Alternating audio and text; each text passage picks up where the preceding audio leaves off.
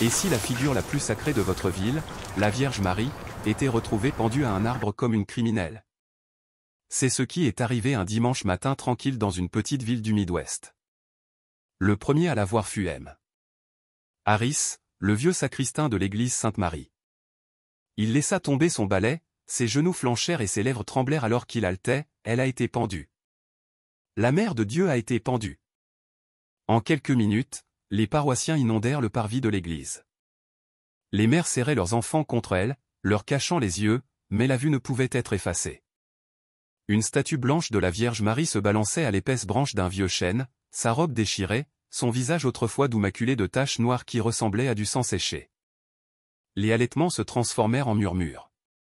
Certains chuchotaient des actes de vandalisme, d'autres tremblaient, y voyant un signe du ciel.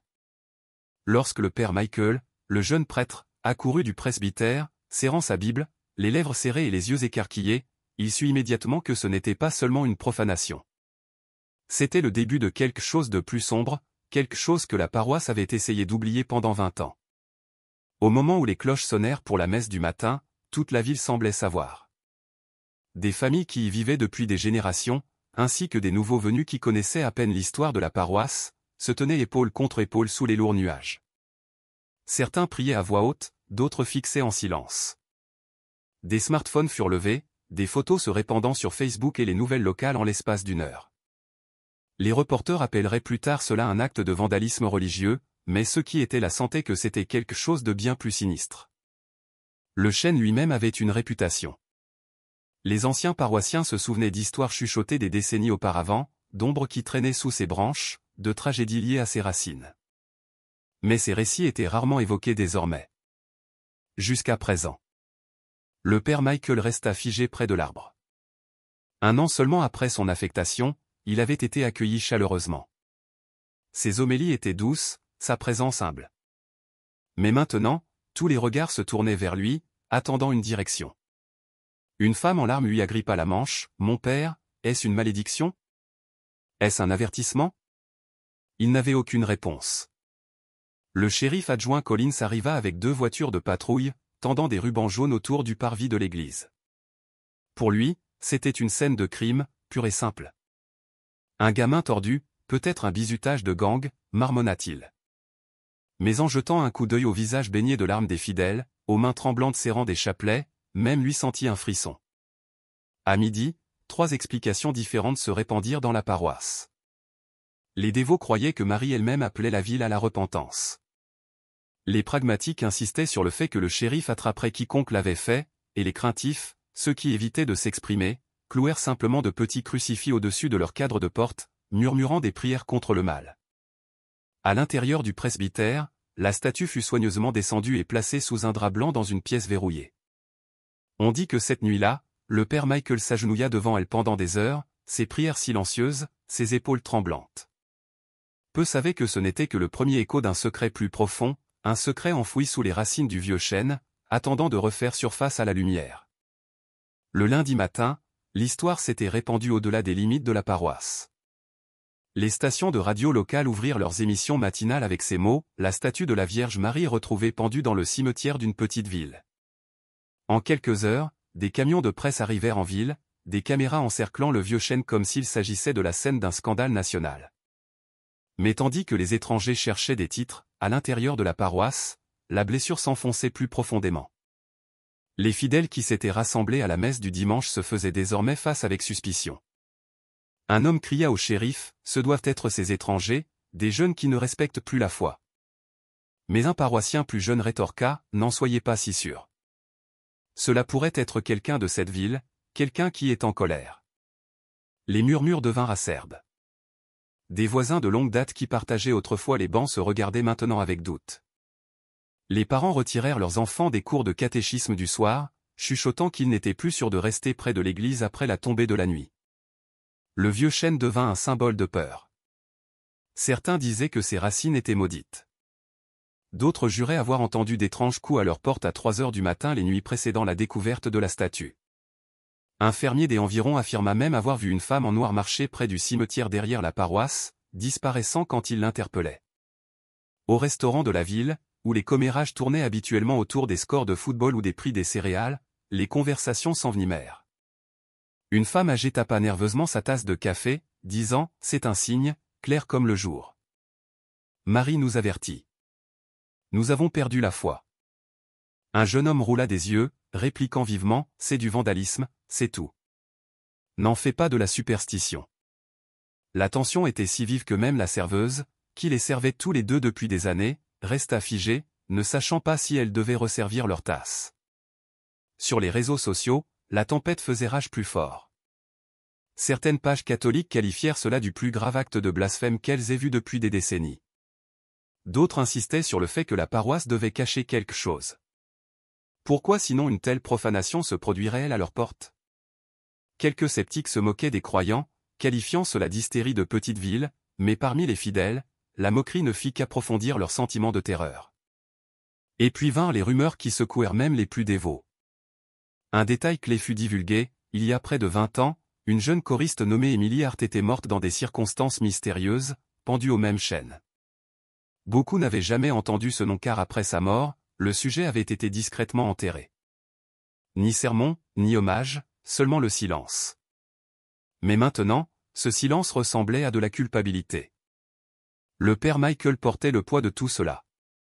Des paroissiens l'arrêtaient à l'épicerie, exigeant des réponses. « Mon père, est-ce un châtiment?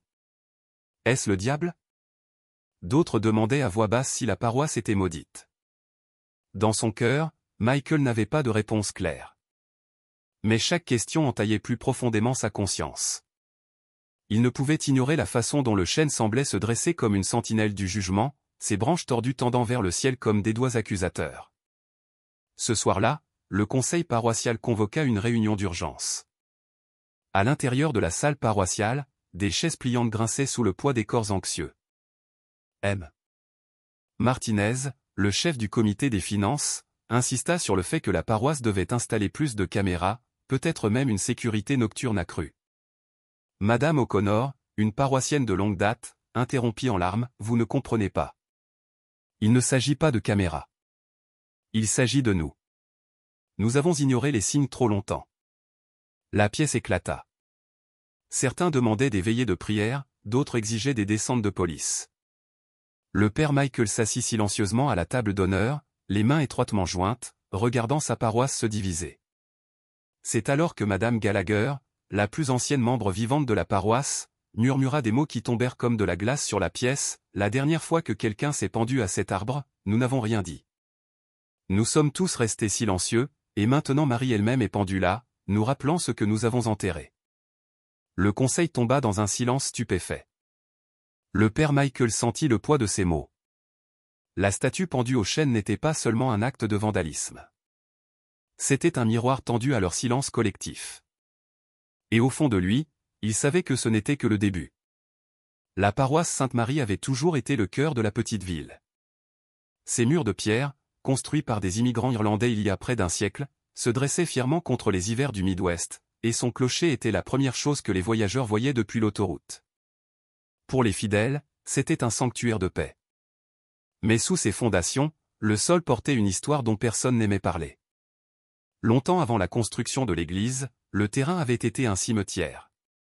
Les ouvriers creusant les fondations dans les années 1920 déterrèrent des fragments d'os, des crucifix rouillés, et même un cercueil d'enfants qui s'était effondré dans la terre. Le prêtre de l'époque dit aux gens, « C'est une terre sainte. Que les morts reposent sous l'autel de Dieu. » Et la construction continua. Mais les anciens se souvenaient que tout le monde n'était pas d'accord. Certains avertissaient que l'église se tiendrait à jamais sur une terre inquiète. Pendant des décennies, de petits murmures suivirent, des bruits étranges dans la sacristie la nuit, des lumières clignotantes dans le clocher quand personne n'était à l'intérieur. Les paroissiens balayèrent cela comme de l'imagination, jusqu'à la tragédie d'Émilie Hart. Émilie avait 17 ans, la fierté de la chorale, une fille aux yeux brillants et à la voix qui portait comme du cristal à travers la nef. Les gens croyaient qu'elle irait à l'université, peut-être même à l'école de musique. Mais un matin de printemps, elle fut retrouvée pendue au même chêne où la statue de la Vierge se balançait maintenant. Le choc fut insupportable. Le shérif de l'époque déclara un suicide. Aucune enquête ne s'attarda, aucune question posée. En 2 jours, Émilie fut enterrée discrètement sans la procession ou la chorale habituelle. Sa famille quitta la ville peu après, et comme une blessure cousue trop rapidement, la ville essaya de couvrir la cicatrice par le silence. Mais le silence n'efface jamais la mémoire. Les paroissiens commencèrent à remarquer des choses étranges. Un concierge jura avoir entendu chanter dans l'église tard la nuit, l'hymne même qu'Émilie aimait pratiquer. Un fermier affirma avoir vu une jeune femme en blanc marcher près du cimetière au crépuscule. Quand il l'interpella, elle disparut. Le père Thomas, le curé de l'époque, ne prononça jamais le nom d'Émilie en chair. Les paroissiens disaient qu'il devenait pâle chaque fois qu'il passait devant le chêne. Certains croyaient qu'il en savait plus qu'il ne révélait. Une rumeur circula qu'Émilie avait laissé une lettre qui fut prise et jamais revue. Pendant 20 ans, son histoire fut enfouie, jusqu'au matin où la statue de la Vierge Marie fut retrouvée pendue au même endroit. Autour des tables de cuisine, les anciens paroissiens chuchotaient à nouveau « Le chêne n'a jamais été juste ». Dit Madame Gallagher, après Émilie, personne ne voulait couper ses branches. Les hommes qui essayaient tombaient malades ou se cassaient des os. D'autres parlaient de coups de minuit à leur porte, toujours à 3 heures du matin, suivis de silence. Quelques-uns juraient avoir entendu une fille pleurer près du sous-sol du presbytère, bien que le sous-sol ait été scellé avec du béton des décennies plus tôt. Alors que les murmures devenaient plus forts, le père Michael chercha dans les archives de la paroisse. Mais lorsqu'il chercha les plans de construction originaux, il découvrit qu'une partie de la carte manquait, la section montrant les terrains arrière où se tenait le chêne. Des pages entières d'anciens registres semblaient avoir disparu, ne laissant que des lacunes. C'est alors que le nom d'Émilie Hart commença à refaire surface plus audacieusement. Les paroissiens qui avaient autrefois évité le sujet se sentaient maintenant obligés de parler. Un ancien enfant de chœur à la retraite confessa qu'il se souvenait d'Émilie se précipitant dans le presbytère la nuit avant sa mort, le visage maculé de larmes. Il affirma que le père Thomas la suivit peu après, pas les secouer, avertissant « Ne pose plus jamais de questions à ce sujet ». Personne ne le fit. Pendant 20 ans, la ville avait choisi le silence plutôt que le scandale. Mais avec la profanation de la statue de la Vierge, ce silence se brisa. Et ainsi, la paroisse se trouvait à un carrefour. La pendaison de la statue n'était-elle qu'une cruelle farce? Ou était-ce le retour d'une voix longtemps ignorée, exigeant justice d'outre-tombe? Le père Michael, fixant le chêne sous le clair de lune pâle, le sentit au plus profond de son cœur. Le passé n'était plus enterré. Il était réveillé. Le dimanche suivant la pendaison, la paroisse essaya de revenir à la normale. La messe fut célébrée, des hymnes chantés, et les enfants s'agitaient dans les bancs comme toujours. Mais sous la surface, rien n'était pareil. Chaque regard vers le vieux chêne portait un poids. Les gens baissaient la voix en prononçant son nom, comme si même l'arbre lui-même écoutait. Cette semaine-là, le père Michael demanda à un jeune paroissien nommé Daniel, qui étudiait l'informatique au collège local, de vérifier les caméras de sécurité autour du parvis de l'église. Au début, les fichiers semblèrent ordinaires, mais au fond d'un dossier caché, Daniel découvrit un clip horodaté à 2h47 du matin, quelques heures seulement avant la découverte de la statue. Les images étaient granuleuses, en noir et blanc. Une figure solitaire dans une longue cape sombre apparut des ombres du presbytère, portant quelque chose de lourd dans ses bras. Alors qu'ils atteignirent le chêne, l'objet apparut, la statue de la Vierge Marie. Mais le plus étrange n'était pas l'acte lui-même. C'était l'absence d'ombre sous le projecteur qui projetait de longues silhouettes sur la cour. Cette figure n'en laissait aucune. Plus glaçant encore, lorsque la statue fut élevée, la figure ne grimpa jamais à une échelle ni n'utilisa de corde. La statue sembla s'élever lentement, comme portée par l'air lui-même.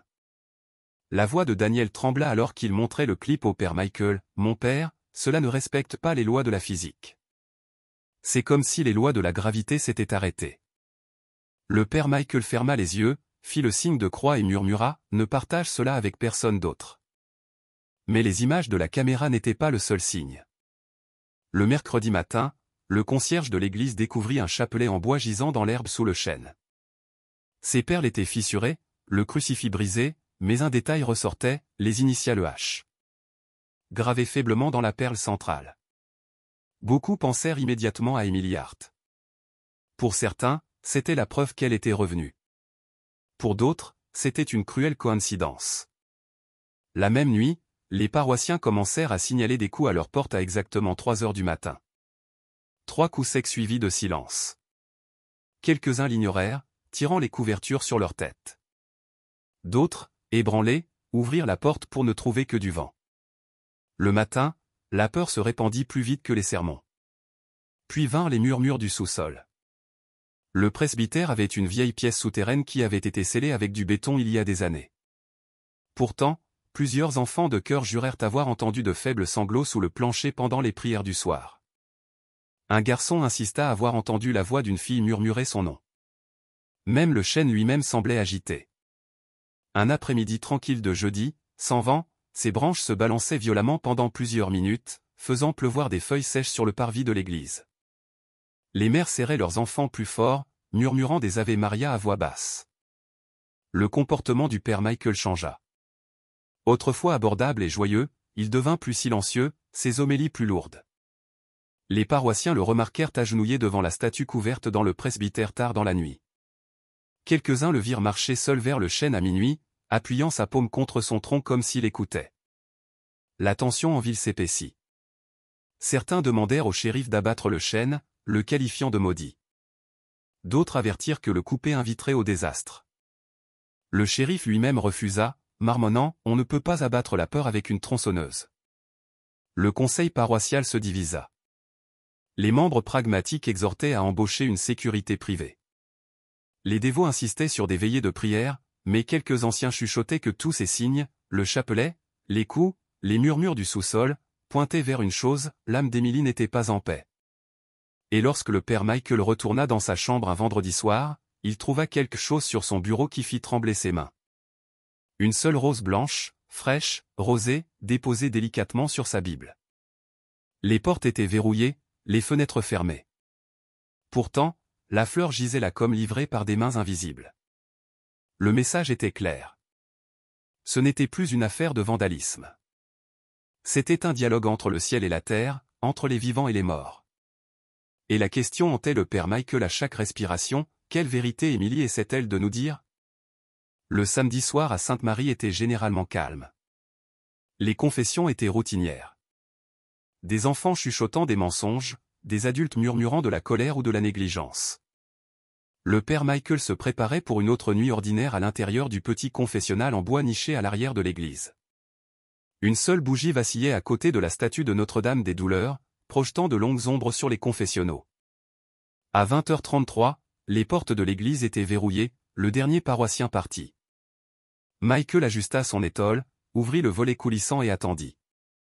Pendant plusieurs minutes, il n'y eut que le silence. Puis, sans avertissement, une voix parvint à travers la mince paroi ajourée. C'était une voix de femme, douce, tremblante, presque trop faible pour être entendue. « Mon père, pardonnez-moi. Je ne mérite pas la miséricorde, mais je n'ai personne d'autre à qui le dire. » Michael se pencha, son pouce accélérant. Il n'avait pas entendu la porte grincer, pas de pas sur le sol de marbre, pourtant la voix était claire, comme si l'interlocutrice était assise à quelques centimètres. Il se ressaisit, répondant doucement, « Mon enfant, Dieu écoute toujours. Parlez librement. » Il y eut une pause suivie d'une respiration difficile. Puis les mots vinrent, chacun lourd, « Je l'ai vue cette nuit-là. Émilie, elle ne s'est pas pendue. Ils ont fait en sorte que ça y ressemble. » Michael eut le souffle coupé. Il appuya ses mains contre le bois, « Qui êtes-vous? Que dites-vous? » La voix faiblit, éclatant en sanglots, elle a essayé de s'échapper. Elle saignait. Ils l'ont réduite au silence. Puis ils l'ont mise sur l'arbre pour que cela ressemble à son choix. Le père Thomas a dit. Les mots furent coupés, remplacés par des halètements étouffés comme si la locutrice était étranglée. Michael ouvrit la porte coulissante, le cœur battant, mais le banc du confessionnal était vide. L'air était glacial, son souffle visible à la lueur des bougies. Sur le siège en bois gisait un morceau de tissu, un morceau déchiré de voile blanc, le genre porté par les choristes il y a des décennies, et sur la Bible devant lui, une seule goutte d'eau scintillait, bien qu'il n'ait pas plu depuis des jours. Ses genoux flanchèrent. Il serra le tissu contre sa poitrine, murmurant « Émilie ». Le lendemain matin, il partagea ce qui s'était passé avec Madame Gallagher, la paroissienne la plus âgée. Ses mains ridées tremblèrent en serrant le voile, « Je me souviens de ceci », chuchota-t-elle, Émilie portait toujours un voile blanc à la messe, et cela ne pouvait être que le sien. La nouvelle se répandit rapidement. Le dimanche après-midi, la paroisse bourdonnait de rumeurs. Les morts parlaient, et l'esprit d'Émilie avait confessé la vérité. Certains paroissiens allumèrent des bougies devant leur maison, convaincus que son âme réclamait justice. D'autres se moquaient, disant que le chagrin et la peur avaient obscurci l'esprit du père Michael. Pourtant, les choses étranges se multiplièrent. Plusieurs familles signalèrent des rêves d'une jeune femme en blanc se tenant sous le chêne, serrant un chapelet brisé. Un garçon dit à sa mère qu'il avait vu la dame lui sourire pendant la communion. Le voile dans les mains du père Michael portait une légère odeur d'huile sainte, bien qu'il ait été enfermé en réserve pendant 2 décennies. Le conseil paroissial se réunit de nouveau, mais cette fois l'ambiance était plus sombre. Les disputes éclatèrent. L'Église devait-elle reconnaître les visions ou les rejeter comme de l'hystérie? Le shérif Collins, bien que sceptique, admit que le cas d'Emily Hart pourrait devoir être réexaminé. Tard cette nuit-là, le père Michael s'agenouilla une fois de plus dans le confessionnal, serrant le fragment de voile. Sa prière n'était pas pour la clarté, mais pour le courage. Seigneur, si elle parle encore, que je sois sa voix. Si c'est les ténèbres, donne-moi la lumière pour y faire face. Dehors, le chêne gémit sous le vent, bien que le reste de la ville restât immobile.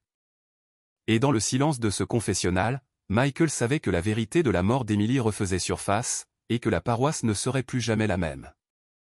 Les jours suivant l'étrange confession furent tout sauf ordinaires.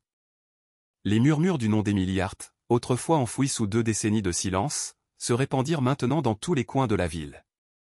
À l'épicerie, à la poste, au restaurant, les gens baissaient la voix, mais ne pouvaient s'empêcher de parler. Le père Michael, portant le voile déchiré dans sa poche comme un secret brûlant, savait qu'il ne pouvait plus ignorer le passé. Il retourna aux archives de la paroisse, déterminé à trouver des preuves. Mais lorsqu'il chercha dans la pièce de stockage, où les registres étaient conservés depuis les années 1920, il découvrit quelque chose de glaçant. La section entière des dossiers couvrant les années de la mort d'Emily avait disparu. Pas égaré, pas mal classé. Disparu. Les plans du terrain de la paroisse manquaient également. Les vieilles cartes que le père Michael avait entrevues une fois, montrant un passage étroit menant du presbytère au chêne, avaient été arrachées de leur classeur. Quelqu'un, à un moment donné, avait voulu que ces détails soient effacés. Ce soir-là, il interrogea M. Lawson, un sacristain à la retraite qui s'occupait des lieux pendant le mandat du défunt père Thomas. Les yeux du vieil homme s'assombrirent en parlant, « Je me souviens de cette nuit, mon père. » Émilie accourut dans le presbytère en pleurant. Je l'ai vu. Une demi-heure plus tard, le père Thomas en est sorti pâle comme un fantôme. Il m'a dit de ne plus jamais en parler. Ses mains tremblèrent en serrant sa canne. Et le lendemain matin, elle était pendue au chêne. Personne n'a posé de questions. Nous avions tous trop peur. L'histoire laissa Michael froid. Ce n'était pas seulement de la négligence. C'était un silence délibéré. Pendant ce temps, le conseil paroissial se fractura sous la pression. Les jeunes membres exigèrent que le père Michael aborde les rumeurs de front. Les gens sont terrifiés, dit l'un d'eux. Ils pensent que le fantôme d'Emily nous hante. Si vous n'expliquez pas, quelqu'un d'autre le fera. D'autres exhortèrent à la retenue, ne remuez pas le passé. Cela nous divisera plus que cela ne nous guérira. Mais les paroissiens eux-mêmes ne resteraient pas silencieux. Sur les réseaux sociaux, les théories explosèrent, certains accusant des étrangers, certains insinuant des dissimulations cléricales, d'autres insistant sur le fait que la Vierge elle-même manifestait des signes pour révéler la vérité. Le shérif, pris entre la dérision des comtés voisins et l'hystérie de la ville, pressa Michael en privé, « S'il y a quelque chose que vous ne me dites pas, mon père, c'est le moment. Sinon, cet endroit va se déchirer. » Comme pour souligner l'urgence, de nouvelles perturbations apparurent. Plusieurs paroissiens signalèrent à nouveau des coups à 3 heures du matin, suivis de faibles sanglots dans leur couloir. Une femme jura avoir vu une bougie vaciller à l'intérieur du sous-sol du presbytère, bien que le sous-sol ait été scellé avec du béton depuis avant sa naissance. Et une nuit, alors que Michael lui-même marchait dans le couloir arrière du presbytère, il entendit un son qui le glaça, la voix d'une fille fredonnant un hymne qu'il n'avait pas entendu depuis des années, celui-là même qu'Emily avait chanté à Pâques l'année précédant sa mort. Incapable de dormir, Michael ouvrit à nouveau le placard de rangement. Là, coincé derrière une vieille boîte de cantiques, il trouva quelque chose d'étrange, un chapelet, cassé et usé, avec des initiales gravées faiblement dans sa croix. C'était le même chapelet qu'il avait vu dans les images, celui porté par la figure d'ombre. Ses mains tremblèrent en le tenant, sentant qu'il touchait l'objet même avec lequel Émilie avait prié. Le poids de tout cela s'abattit. Les paroissiens se tournaient vers lui pour le leadership, pourtant il se noyait dans des questions auxquelles il ne pouvait répondre. Émilie essayait-elle de parler à travers ces signes? La Vierge Marie elle-même le guidait-elle vers une vérité enfouie? Ou les ténèbres se moquaient-elles d'eux, exploitant leur foi? Le dimanche, après la messe, une foule s'attarda dans le parvis de l'église. Ils entourèrent le père Michael, les voix s'élevant toutes à la fois, « Dites-nous ce que vous savez, mon père. Émilie nous hante-t-elle? Dieu nous punit-il? Est-il vrai qu'elle ne s'est pas donné la mort? » Pendant un instant, il ne put parler. Il sentit le chapelet brûlant dans sa poche, le voile déchiré soigneusement plié dans sa Bible, et le fredonnement résonnant encore dans ses oreilles. Puis il leva la main, sa voix ferme, mais lourde, « La vérité ne peut rester enfouie pour toujours. Si les morts frappent, c'est parce que nous, les vivants, refusons d'écouter. Nous devons être prêts à affronter ce que nous avons si longtemps cherché à cacher. » La foule tomba dans un silence mal à l'aise. Et dans ce silence, le chêne se dressait au-dessus d'eux, ses branches grinçant comme un témoin vivant, attendant que la vérité soit prononcée à voix haute. La pression à Sainte-Marie atteignit son point de rupture. Les rumeurs, les murmures et les peurs tourbillonnaient comme une tempête qui ne se lèverait pas. Finalement, le père Michael prit une décision qui choquerait toute la paroisse. Il annonça une réconciliation massive qui se tiendrait non pas à l'intérieur de l'église, mais directement sous le vieux chêne, l'endroit même où la statue de la Vierge avait été retrouvée pendue et où Émilie Hart avait été découverte 20 ans auparavant. L'annonce divisa la ville instantanément. Certains furent horrifiés. « Cet arbre est maudit », insista une femme, « vous ne pouvez pas célébrer l'Eucharistie là-bas. » D'autres pleurèrent de soulagement, croyant que c'était la seule façon de guérir des décennies de silence. Le shérif secoua la tête, qualifiant cela de dangereux. Mais le jeudi soir, la décision fut prise. Des avis furent affichés, vendredi soir, messe de réconciliation pour toutes les âmes oubliées. Lorsque le soir arriva, des nuages d'orage s'amoncelèrent sur la ville. La pluie commença à tomber en une bruine lente et constante alors que les paroissiens affluaient dans le parvis de l'église. Beaucoup vinrent avec des parapluies, d'autres avec rien d'autre que leurs chapelets serrés dans leurs poings. Au moment où les cloches sonnèrent 19 heures, la cour était remplie. Des fermiers en bottes, des mères avec enfants, des adolescents qui n'avaient jamais assisté à la messe auparavant. Même des sceptiques vinrent, se tenant à l'arrière les bras croisés, leurs yeux trahissant une gêne. Au pied du chêne, un simple autel en bois fut dressé. Un drap blanc le recouvrait, humidifié par la pluie, avec des bougies vacillant faiblement dans le vent. Le père Michael émergea du presbytère dans une chasuble violette, la couleur de la pénitence, portant un crucifix en bois. Son visage était pâle, mais résolu. Il éleva sa voix au-dessus de la pluie, « Nous nous rassemblons ici non pour glorifier la tragédie, mais pour apporter la lumière là où il y a eu l'obscurité. Pendant trop longtemps, nous sommes restés silencieux. Ce soir, nous demandons la miséricorde de Dieu pour Émilie et pour chaque âme que nous avons choisi de ne pas voir. » La foule tomba dans le silence. Certains sanglotèrent doucement. D'autres baissèrent la tête.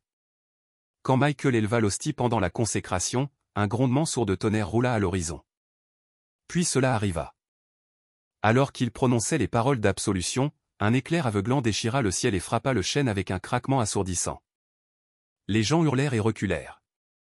Les mères protégèrent leurs enfants. Le shérif tendit instinctivement la main vers sa radio, mais Michael resta ferme, les yeux fixés sur l'arbre. Lorsque la fumée se dissipa, le chêne tenait toujours. Pas une seule branche n'était brûlée. Au lieu de cela, un morceau d'écorce s'était fendu, révélant un creux à l'intérieur des racines. À l'intérieur, gisait une petite statue de la Vierge Marie, sculptée dans de la pierre blanche, intacte par la flamme ou la pluie. Contrairement à la figure profanée qui avait été pendue quelques jours auparavant, celle-ci portait un sourire serein. Des halètements résonnèrent dans la foule. Une petite fille se libéra des bras de sa mère et courut en avant, soulevant la statue délicatement dans ses mains. La pluie ralentit, le vent cessa, et une lumière dorée pâle perça les nuages, baignant la cour d'une lueur d'un autre monde. Madame Gallagher, les larmes coulant sur son visage, murmura « Elle nous a pardonné. Marie ne nous a pas abandonnés. » Elle attendait. Un par un, Les paroissiens s'agenouillèrent dans la boue, leurs mains jointes en prière. Certains touchèrent le chêne avec des doigts tremblants, murmurant des excuses pour des années de silence. D'autres simplement pleurèrent, libérant la peur qui les avait liés si longtemps. Pour le père Michael, ce fut le moment pour lequel il avait prié dans les nuits les plus sombres. Tenant la statue souriante en l'air, il proclama « La miséricorde triomphe du silence ». Le pardon vint la peur. La messe se termina non dans la peur, mais dans l'unité. Les gens s'embrassèrent. Des voisins qui s'étaient doutés les uns des autres se serrèrent la main. Le chêne, autrefois symbole de terreur, était devenu un autel vivant de réconciliation. Et pour la première fois depuis des décennies, la paroisse ressentit une immobilité, une paix inexplicable, comme si le ciel lui-même s'était rapproché. 3 jours après la tempête et le miracle sous le chêne, la paroisse sembla respirer plus facilement. Les équipes de presse étaient parties, ne laissant derrière elles que des murmures de l'éclair qui ne brûla pas et de la mystérieuse statue souriante. Pour la première fois depuis des semaines, la ville dormit sans peur. Mais la paix ne durerait pas. Un mardi après-midi tranquille, alors que le père Michael se préparait pour la messe du soir, une figure apparut aux portes de Sainte-Marie. C'était une femme âgée, les épaules voûtées sous un lourd manteau marron, une écharpe noire serrée autour de sa tête. Dans ses mains, elle serrait un sac en toile usé. Les paroissiens qui la virent se figèrent. Certains la reconnurent immédiatement, bien qu'ils n'aient pas prononcé son nom depuis des années. C'était Sarah Hart, la cousine d'Émilie, autrefois directrice de la chorale paroissiale, qui avait disparu peu après la mort d'Émilie. Pendant 2 décennies, personne ne savait où elle était allée. Certains disaient qu'elle avait déménagé en ville. D'autres chuchotaient qu'elle avait perdu la tête. Et maintenant elle était de retour, ses yeux creux, mais débordant d'une étrange détermination. Elle marcha lentement dans la cour, puis s'effondra à genoux devant le père Michael, sa voix rauque et brisée, « Je ne peux plus le porter, mon père. C'est moi qui ai pendu la statue. » Les mots se répandirent comme le tonnerre. Les paroissiens proches haltèrent, certains reculant d'horreur. Mais Sarah leva les mains, tremblant violemment, « Je l'ai fait non pas pour la railler, non pas pour la profaner. Je l'ai fait parce que personne n'écoutait. Parce que vous avez tous oublié Émilie. Je pensais que si Marie était faite pour souffrir, vous vous souviendriez enfin. » Des larmes coulaient sur son visage buriné alors que les souvenirs affluaient. Elle décrivit la nuit d'il y a 20 ans où Émilie était venue dans sa chambre serrant une lettre. Elle dit qu'elle voulait dire la vérité. Elle voulait cesser de cacher sa relation avec le père Thomas. Elle voulait que les gens sachent. La voix de Sarah se brisa, ses épaules tremblantes, « Je lui ai dit de se taire. Je lui ai dit que cela détruirait la paroisse. J'ai déchiré la lettre. Je lui ai dit que le silence était plus sûr. » 2 jours plus tard, Émilie était morte. La cour tomba dans un silence stupéfait. Certains pleurèrent ouvertement, d'autres fixèrent avec incrédulité. Sarah sortit une enveloppe pliée de son sac, le papier jauni par l'âge. À l'intérieur se trouvait un fragment de la lettre originale qu'Émilie avait écrite. Bien que floue, quelques lignes étaient encore lisibles, « Si demain je suis parti, s'il vous plaît, ne haïssez pas. Je veux seulement que la vérité soit dite. Pardonnez à ceux qui choisissent le silence. J'ai aimé de tout mon cœur. » Les mains du père Michael tremblèrent en lisant les mots à voix haute. Les paroissiens baissèrent la tête, certains s'effondrant sur les marches, submergés par le chagrin et la honte. La voix de Sarah tomba en un murmure, « Pendant 20 ans, j'entendais sa voix dans mes rêves. Chaque nuit, elle se tenait sous cet arbre, tenant son chapelet brisé, non pas accusatrice, non pas en colère, juste suppliant d'être rappelée. Pendre la statue était la seule façon que je connaissais de vous faire voir ce que nous avions enterré. » Au lieu de la colère, le père Michael posa doucement sa main sur son épaule, « Vous avez porté cela seul trop longtemps. La vérité n'est pas la vôtre à porter seule. Elle nous appartient à tous. » Le shérif, debout au bord de la foule, baissa son chapeau, son visage pâle. Même lui ne pouvait nier le poids de sa confession. Le chêne derrière eux se balançait doucement, bien que l'air du soir fût immobile, comme s'il portait un témoignage silencieux. Pour la première fois, la paroisse ne pouvait plus s'accrocher au déni. Le passé avait parlé. À travers les tempêtes, à travers les signes, et maintenant, à travers la voix tremblante du dernier témoin vivant. Et alors que les gens pleuraient ensemble sous l'ombre du chêne, une vérité devint claire, le silence avait été le vrai péché, et seule la confession pouvait guérir ce qui avait été brisé.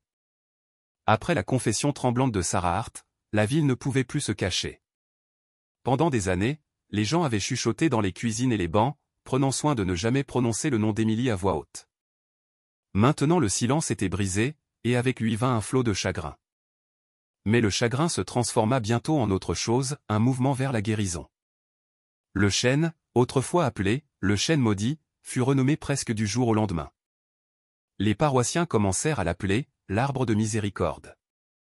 Une plaque en bois fut clouée au sol à sa base, sculptée à la main par l'un des agriculteurs locaux, heureux ceux qui pleurent, car ils seront consolés. Les gens qui traversaient autrefois la cour la tête baissée s'arrêtaient maintenant pour poser une main sur son tronc, murmurant des prières d'excuses, non seulement pour Émilie, mais pour toutes les fois où ils avaient choisi le silence plutôt que la vérité. À l'intérieur du presbytère, le père Michael rouvrit le sous-sol scellé. Ce qui avait autrefois été verrouillé avec du béton fut maintenant converti en une petite chapelle. Les murs furent récurés. Une simple croix en bois fut montée, et sur l'autel se tenait une photographie en noir et blanc d'Émilie. Pas de nom, pas de plaque, seulement son visage éclairé par des bougies. Dessus, gravés dans le bois, il y avait les mots « Heureux ceux qui souffrent pour la justice, car ils seront défendus par Dieu ». Au début, les gens vinrent hésitamment, se glissant dans la chapelle du sous-sol seulement quand personne ne regardait. Mais en quelques semaines, cela devint un lieu de prière constante. Les mères amenèrent leurs enfants. Des hommes âgés marchèrent à petits pas avec des cannes. Des adolescents allumèrent des bougies tard le soir, laissant des notes pliées qui disaient des choses qu'ils n'auraient jamais pu dire à voix haute. Et puis les murmures de guérison commencèrent. Madame Anderson, qui luttait contre une insomnie paralysante depuis 5 ans, entra dans la chapelle un matin. Elle posa sa main sur la photographie d'Émilie et murmura « Je suis désolée. Pardonnez-moi de n'avoir jamais parlé quand j'aurais dû. » Cette nuit-là, pour la première fois en un demi-siècle, elle dormit profondément jusqu'à l'aube. Un garçon qui était muet depuis l'enfance vint avec sa mère. Alors qu'elle allumait une bougie, le garçon lui tira la manche et chuchota « Qui est la dame souriante ?» La mère s'effondra en larmes, stupéfaite par le son de sa voix. Même Sarah, brisée par ses années de culpabilité, ne fut pas rejetée. Au lieu de la fuir, la paroisse pria pour elle quotidiennement. Le père Michael s'arrangea pour qu'elle reçoive des soins dans un couvent voisin. Elle partit non pas enchaînée par la honte, mais dans l'étreinte de la compassion. Les paroissiens lui rendirent visite non pour la condamner, mais pour lui tenir la main, pour lui rappeler que la miséricorde était plus forte que le péché. Les miracles furent silencieux, presque cachés. Pas de trompette, pas de spectacle, seulement un adoucissement graduel des cœurs. Des familles autrefois divisées par la suspicion se réconcilièrent. Les voisins échangèrent des excuses. À la messe du dimanche, les bancs se remplirent de personnes qui avaient été absentes pendant des années. La paroisse n'était plus définie par la peur, mais par un nouvel esprit d'humilité. Le père Michael, debout devant l'arbre de miséricorde, dit à sa congrégation, « Le plus grand miracle n'est pas l'éclair qui a frappé sans brûler, ni la statue cachée dans les racines. Le miracle est ceci, quand nous avons osé dire la vérité, la miséricorde est entrée. Quand nous avons confessé notre silence, Dieu nous a donné la paix. » Et pour la première fois depuis la mort d'Émilie, les cloches de Sainte-Marie sonnèrent sans tristesse dans leur son. Elles sonnèrent pour la guérison, pour la réconciliation, pour une communauté qui avait enfin trouvé le courage de nommer ses blessures et de chercher le pardon ensemble. Alors que l'été s'installait sur la petite ville du Midwest, la paroisse Sainte-Marie ne vivait plus dans la peur du vieux chêne. Autrefois, ses branches noueuses avaient jeté une ombre de terreur. Maintenant, elles s'étiraient au-dessus comme des bras protecteurs. Les enfants jouaient près de ses racines sans trembler. Et chaque dimanche matin, les paroissiens s'y arrêtaient avant la messe, posant leurs mains contre son écorce, murmurant des prières de gratitude. La communauté avait changé. Pas parfaitement, pas instantanément, mais de manière indubitable. La suspicion qui empoisonnait autrefois les conversations fit place à la réconciliation. Les vieilles rancunes se dissipèrent au-delà des larmes partagées et des excuses. Des voisins qui ne se parlaient plus depuis des années s'embrassèrent maintenant après la messe. Les familles commencèrent à se rassembler pour des chapelets chez elles, non par peur, mais par amour. La chapelle du sous-sol devint un témoignage vivant. Les visiteurs laissèrent des chapelets, des photographies, des lettres de chagrin et d'espoir. Des bougies brûlaient à toute heure, leur douce lueur se reflétant sur la photographie d'Émilie. N'étant plus une victime silencieuse, elle était devenue un symbole d'honnêteté et de guérison, un rappel que la vérité, aussi douloureuse soit-elle, n'était jamais l'ennemi. Le silence l'était. Pour le père Michael, le poids qu'il avait porté se transforma en une vocation. Autrefois timide, il parlait maintenant avec conviction. Dans une homélie qui serait retenue pendant des années, il déclara « Marie n'est pas apparue ici pour nous punir. Elle est venue nous rappeler que le pardon est plus fort que la peur, que la miséricorde est plus grande que le silence. » Son sourire sous les racines n'était pas un jugement. C'était une invitation. La phrase se répandit dans la ville, la miséricorde est plus grande que le silence. Elle fut peinte sur des bannières d'église, gravée sur des cartes de prière, même imprimée sur des t-shirts portés par des adolescents qui se moquaient autrefois de la foi, mais qui la portaient maintenant avec fierté. Et toujours, les signes silencieux de la grâce continuèrent. Un homme accablé par l'alcoolisme depuis des décennies se retrouva libre après s'être agenouillé à l'arbre de miséricorde. Une jeune femme sur le point de quitter l'église revint, disant qu'elle avait rêvé d'une dame en blanc qui chuchotait « N'abandonne pas ».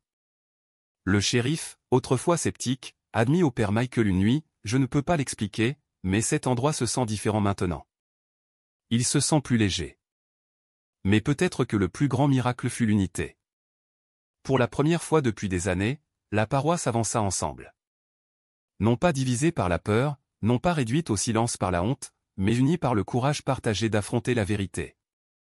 Le chêne ne portait plus le nom de « maudit ». Il portait le nom de « miséricorde ». Et ce nom refaçonna la ville. En la fête de l'Assomption, la paroisse organisa une procession. Les voix de la chorale s'élevèrent, des bougies vacillèrent au crépuscule, et la statue de Pierre souriante découverte dans les racines fut portée haut.